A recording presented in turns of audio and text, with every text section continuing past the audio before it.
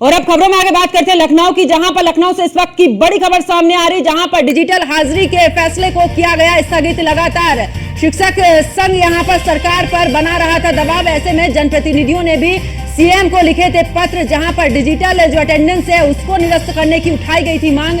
बड़ी संख्या में शिक्षकों ने यहां पर इस्तीफा भी दिया था। उसके बाद आखिरकार इस पर थोड़ा सा इसको रोक दिया गया है। आगरा में 109 शिक्षकों ने इस्तीफा दिया था। मुख्य सचिव मनोज कुमार ने भी इस दौरान, आपको बता दें कि मनोज कुमार भी उनसे मिले थे और शिक्षक संघ मुख्य सचिव ने भी शिक्षकों को आश्वासन दिया था और साथ ही निरस्तीकरण का आदेश कुछ देर में हो सकता है जारी।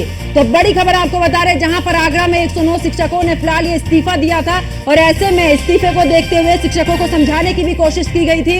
और इस दौरान मुख्य सचिव की अगर बात करें मनोज कुमार की, तो उन्होंने भी इस दौरान शिक्षक संघ से वो भी मिले थे। ऐसे में समझाने की पूरी कोशिश की गई, लेकिन हो सकता है कि मुख्य सचिव ने भी शिक्षकों को फिलहाल आश्वासन भी दिया था इस पूरे मामले को लेकर। और ऐसे में कयास ये भी लगाए जा रहे हैं कि आखिरकार निरस्तीकरण का आदेश कुछ ही देर में हो सकता है जारी। तो बड़ी खबर लखनऊ से आपको बता रहे, लखनऊ से ये बड़ी खबर इस वक्त की, जहां पर आपको बता दें कि शिक्षकों को लेकर उनकी जो डिजिटल अटेंडेंस है उसको लेकर इस वक्त की बड़ी खबर, जहां पर डिजिटल हाजिरी के फैसले को फिलहाल स्थगित कर दिया गया है। ऐसे में शिक्षक लगातार इस्तीफे की भी बात कर रहे थे, कुछ शिक्षकों ने इस्तीफा दिया भी था।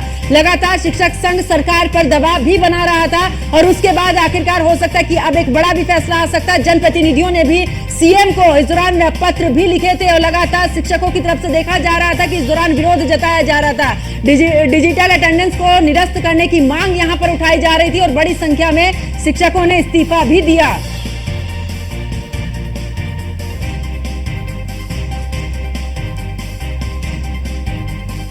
तो आपको बता दें कि आगरा में 109 शिक्षकों ने यहां पर इस्तीफा दिया।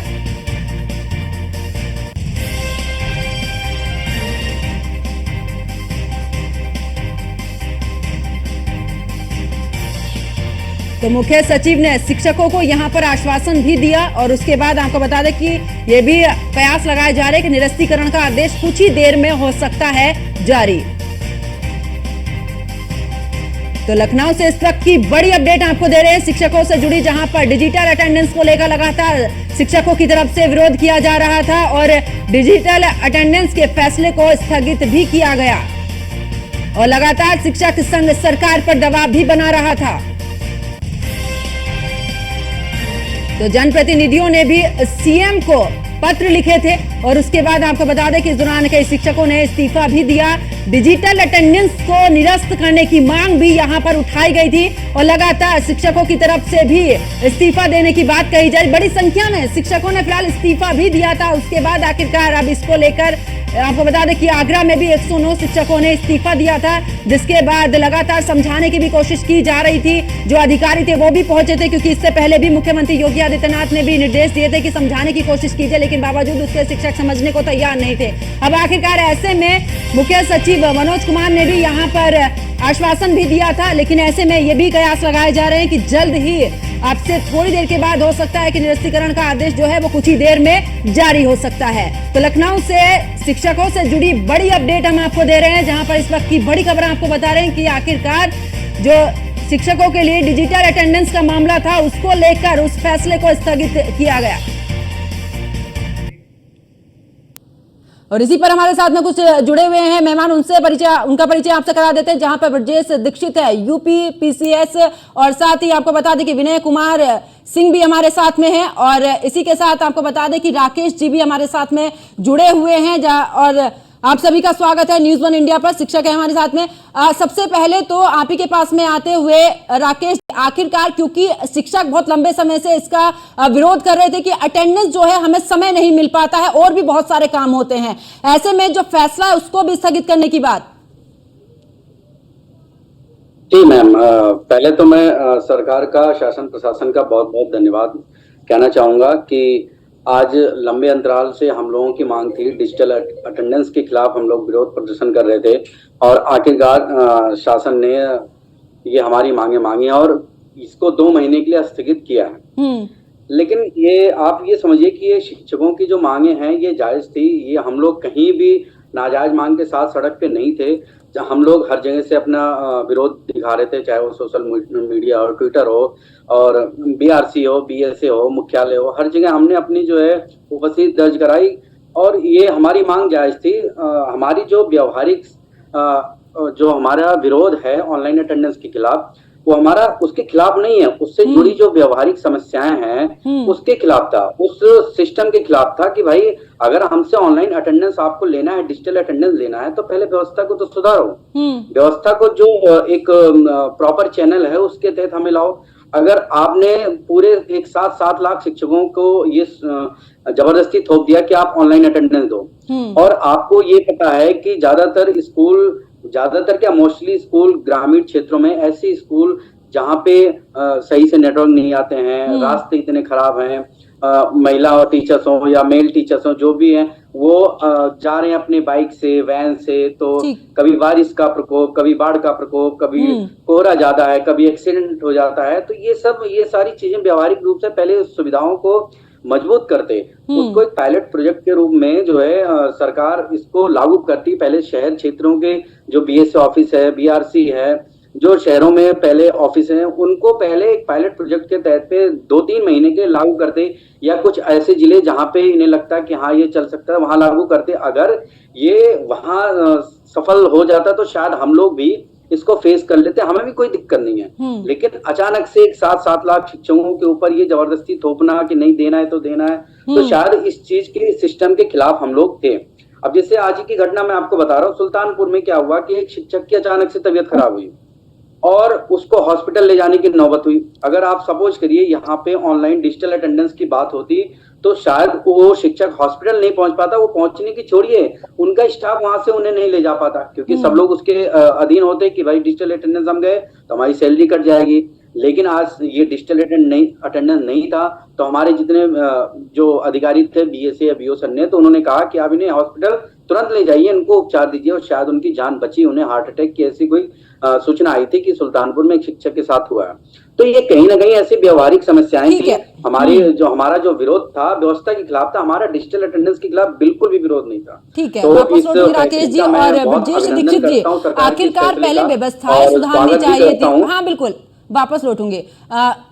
बिल्कुल ब्रजेश जी, अगर बात करें, क्योंकि जिस तरीके से राकेश जी कह रहे हैं कि पहले व्यवस्थाएं सुधारनी चाहिए थी, पहले उसका फीडबैक लेना चाहिए था, उसके बाद ये चीजें लागू करनी चाहिए थी, इससे पहले आपने सभी पर ये लागू कर दिया है बिना सिचुएशन के। बाढ़ है, बारिश है, और साथ ही अभी व्यवस्थाएं उतनी अच्छी नहीं है सरकारी स्कूलों की।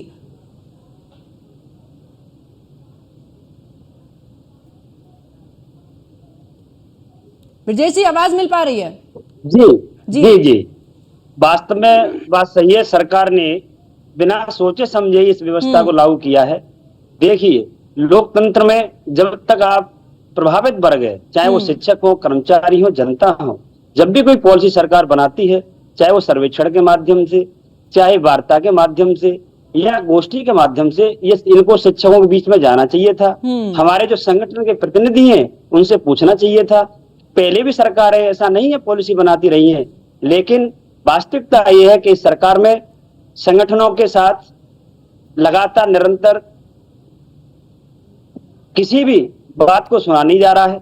सरकार पॉलिसी बनाते समय यदि संगठनों से बात करे, पूछे उनका वास्तव में समस्या क्या है, तब उस पॉलिसी को लागू करो, ज्यादा अच्छा रहता। आज आप देख रहे हैं, जब संगठनों ने लगातार 8वें दिन आज धरना प्रदर्शन, विरोध प्रदर्शन हुआ, कल भी पूरे जिला मुख्यालयों में प्रदर्शन हुआ, हजारों की संख्या में शिक्षकों ने अपना आक्रोश व्यक्त किया और कहा कि हम ऐसा नहीं है कि शिक्षण कार्य नहीं कर रहे हैं। ये आंदोलन डिजिटल उपस्थिति का एक ऐसा आंदोलन रहा पूरे देश के अंदर। आपने देखा होगा कि शिक्षक विधिवत विद्यालय भी जा रहे हैं, खोल रहे हैं और शिक्षण कार्य कर रहे हैं। उसके बाद 2 बजे के बाद, छुट्टी के बाद आकर के आंदोलन कर रहे हैं। कहीं भी हमारे शिक्षक साथियों ने न तो शिक्षण कार्य को प्रभावित होने दिया, न मिड डे मील को प्रभावित होने दिया।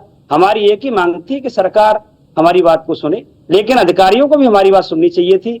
और जो भी ये पॉलिसी जारी की गई थी डिजिटल उपस्थिति की, वास्तव में व्यवहारिक नहीं है। देखिए, जहां तक प्रमुख सचिव बात करते हैं बेसिक शिक्षा के पूरे देश के कई राज्यों में लागू है, तो क्या वो मॉडल देखा कि यूपी का जो आपने लोकेशन आधारित जो उपस्थिति आप लेके आई है, ये एकमात्र उत्तर प्रदेश एक ऐसा राज्य है जहां आपने लोकेशन ट्रेस करते हुए इस परिस्थिति को लागू किया है। उत्तर प्रदेश का, हमारे आगरा का पड़ोसी राज्य राजस्थान, राजस्थान में शाला दर्पण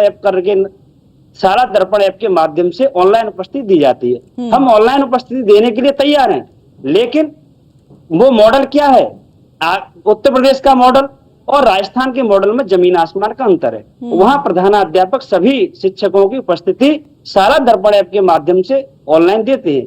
हम लोग मिड डे मील में भी रोजाना ऑनलाइन उपस्थिति छात्रों की हम दे रहे हैं। IVRS सिस्टम है, उसके माध्यम से हम ऑनलाइन उपस्थिति दे रहे हैं। लेकिन उत्तर प्रदेश सरकार ने ये जो डिजिटल उपस्थिति की पॉलिसी लेके आए प्रेरणा ऐप के माध्यम से, ये एक तो थर्ड पार्टी ऐप है। थर्ड पार्टी ऐप में सरकार को कहीं भी जो राइट टू प्राइवेसी है, हम शिक्षकों का उस राइट टू प्राइवेसी का ध्यान नहीं रखा गया। हमारा डाटा जो जाएगा उसकी जिम्मेदारी किसकी होगी। और इस थर्ड प्राइवेट ऐप में जो सबसे बड़ी स्थिति की गई, लोकेशन आधारित, जब तक आप विद्यालय की बाउंड्री के अंदर रहेंगे आप उपस्थिति दे पाएंगे। यदि आप विद्यालय की बाउंड्री से बाहर हैं तो आपकी अनुपस्थिति लगेगी। तो निश्चय ही सरकार ने जब ये पॉलिसी बनाई, उन अधिकारियों ने व्यवहारिक दिक्कतों को शिक्षकों को नहीं देखा और इस वजह से शिक्षकों को मजबूरन आंदोलन करना पड़ा। और रही बात, आज जो निर्णय लिया है सरकार ने स्थगित करने का, बहुत सही है, लेकिन अभी हमारे संगठन का आंदोलन स्थगित नहीं होगा जब तक इस डिजिटल उपस्थिति का केवल 2 महीने से काम नहीं चलेगा। ये जब तक व्यवस्थाएं सही नहीं होंगी, हमारी ऐसा नहीं है कि डिजिटल उपस्थिति आप करें लेकिन व्यवहारिक दिक्कतों को देखें। जहां तक हमारे संगठन की शुरू से मांग रही है कि जब तक आपको डिजिटाइजेशन करना है या डिजिटल उपस्थिति करनी है तो पहले DG कार्यालय में करें, ठीक है, उसके बाद डायरेक्टर कार्यालय में करें, BSA कार्यालय में करें, खंड शिक्षा अधिकारी कार्यालय में करें, उसके बाद विद्यालयों तक पहुंचे। विनय कुमार जी भी सीधे सुदूर क्षेत्रों में पहुंच रहे हैं। ब्रजेश जी वापस लौटेंगे, विनय कुमार जी भी हमारे साथ में जुड़े हुए हैं। विनय कुमार जी, आखिरकार व्यवस्थाओं पर भी सवाल उठ रहे हैं कि पहले व्यवस्थाएं तो सुधारिए। अभी तो स्कूलों में उतनी अच्छी व्यवस्थाएं भी नहीं है, आप टीचर्स पर फालतू का वजन डाल रहे हैं, फालतू की चीजें उन पर थोप रहे हैं। देखिए मैडम, सबसे बड़ी चीज है कि जो ये ऑनलाइन अटेंडेंस स्थगित की गई है, इसे स्थगित नहीं किया जाना चाहिए था। इसको बिल्कुल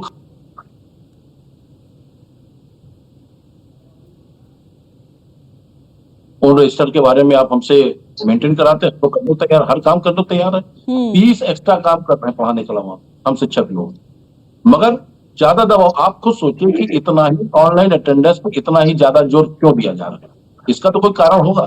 भाई आपको मालूम, आप महिला हो, आपको एक बात बताओ कि हमारे परिषदीय विद्यालयों में जब से ये परिषदीय विद्यालय चले तब से लेकर आज तक वहां पर महिला और पुरुष शिक्षकों के लिए आज तक वॉशरूम या टॉयलेट नहीं बनाए गए। हमारे यहाँ महिला शिक्षिका जो 65-70% है, वो टीचर्स पानी कम पीती हैं, इसलिए उन्हें बाथरूम न जाना पड़े, बीमारियों से ग्रसित होती हैं।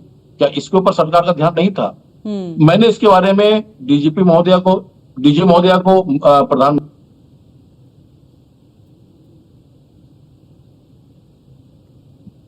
की ऑर्डर जारी होने बाद तो सब हवा में रह गया, कोई बात नहीं। तो और आपको बताएं, इंफ्रास्ट्रक्चर में बहुत सारे ऐसे ग्रामीण क्षेत्र हमारे विद्यालय हैं जहां तक रोड नहीं है, सरंजाम ही नहीं है, चहला भरा रहता। अभी कल आपने एक वीडियो वायरल हुआ था, एक हमारे ब्लॉक एजुकेशन ऑफिसर वो जा रहे थे जांच करने के लिए, उनकी गाड़ी रास्ते में फंस गई। जब अधिकारियों का ये हालत, शिक्षक कैसे पहुंचेगा? तो हकीकत ये है कि इसको स्थगित किया जाना चाहिए। और बड़ी बात यह है कि बहुत सारी हमें छोटी चीजें आपको मालूम होनी चाहिए। 12 साल से हमें पदोन्नतियां नहीं हुई, पुरानी पेंशन का मामला है, चयन वेतनमान प्रोन्नत कितनी पत्रावलियां पड़ी होती, 6-6 महीने पड़ी होती, कोई उसका पुरस्कार नहीं, कोई देखने वाला नहीं।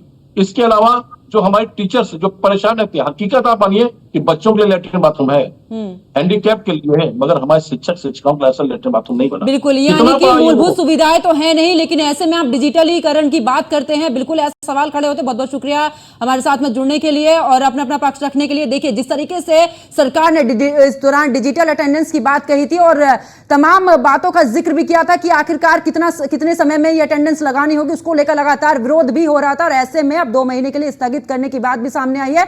अब देखना होगा कि आखिरकार लगातार जो शिक्षक विरोध कर रहे हैं, उनका कहना है कि इसे जड़ से ही खत्म करना चाहिए। अब देखना होगा कि ये जो विरोध है वो आगे भी चलेगा या फिर अब 2 महीने के बाद देखने को मिलेगा। मेरे साथ फिलहाल इतना ही। आप देखते हैं न्यूज़ 1 इंडिया। नमस्कार।